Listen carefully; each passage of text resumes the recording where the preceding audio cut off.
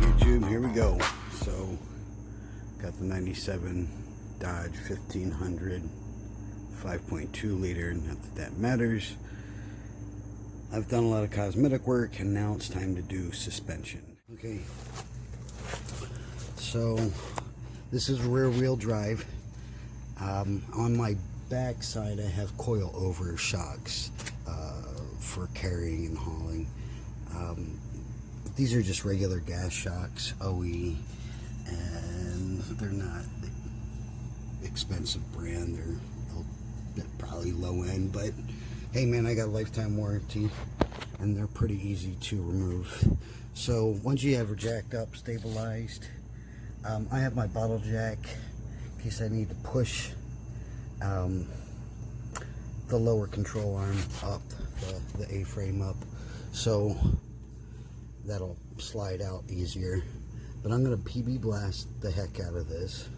So I'm going to pull the lower one first, and then the upper one sits right here behind this control arm, and it is one nut.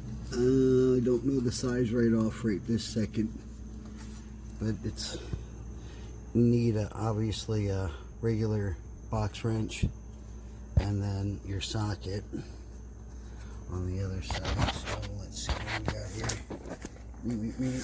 I got a light, I have to tell you that much. That baby's bright. Can't see crap on this side, sorry about that. But right there. So you take that nut off, slide the bolt, and if you need to, you can use a bottle jack or a regular flat jack, but we're gonna go to that. So alright, so I PB blast, let it sit, and it's been sitting for a little while, maybe about 5 minutes. Anyways, in the meantime I was getting sizes here, because I don't memorize these things. So this is a 19 deep socket, and that sits on the top. I've been kind of working that.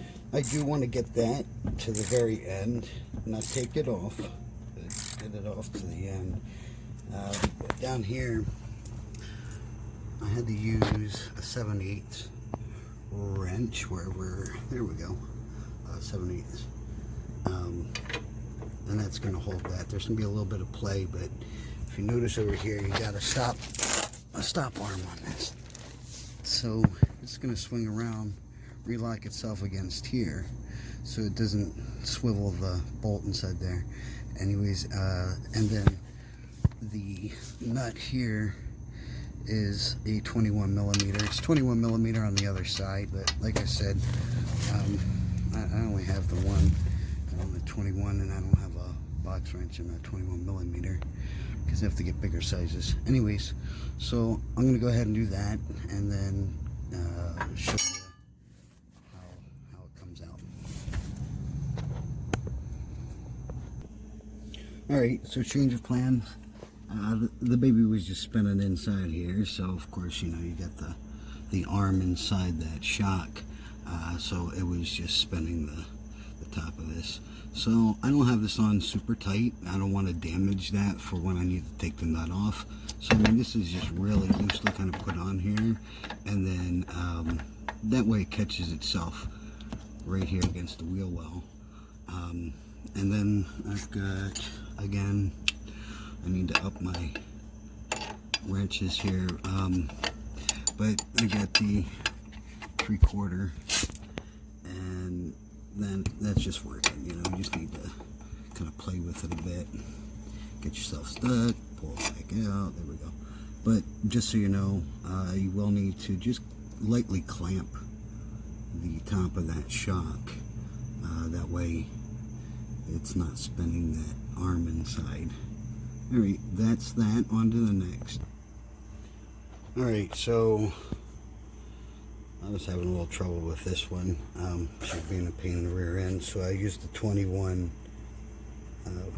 socket here, and then I used the angled wrench at a 13/16 on the nut side. And then she started to loosen up. And once I got her loosened up, I threw that bottle jack just directly up underneath. And if you see, you get that play right there. So that way, it's going to be so much easier. You're just putting a little pressure up on this lower arm, so you can slide this bolt out, and then you're going to drop it, and you should be able to just slide this out. So we'll see how that works. Alright, that's the way it should go.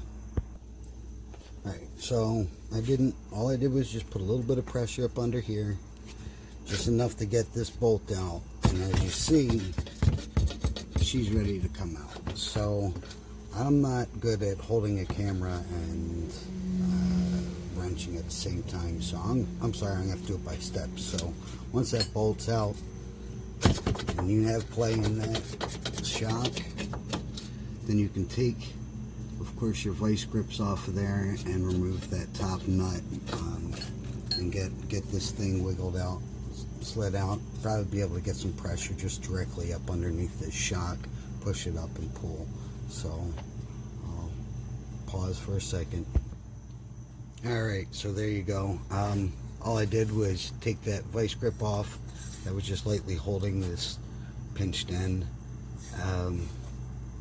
wiggled it a little bit, get a little bit of that grime and dirt off. I took the nut off, washer and donut, and once those are off, just slid right out. No having to put any pressure up on the bottom portion of that shock to close it, to pull it. It just dropped right out. So that is the removal of the front shocks on two-wheel drive, second generation Dodge. Alright, that ends that, and then we'll go to the next.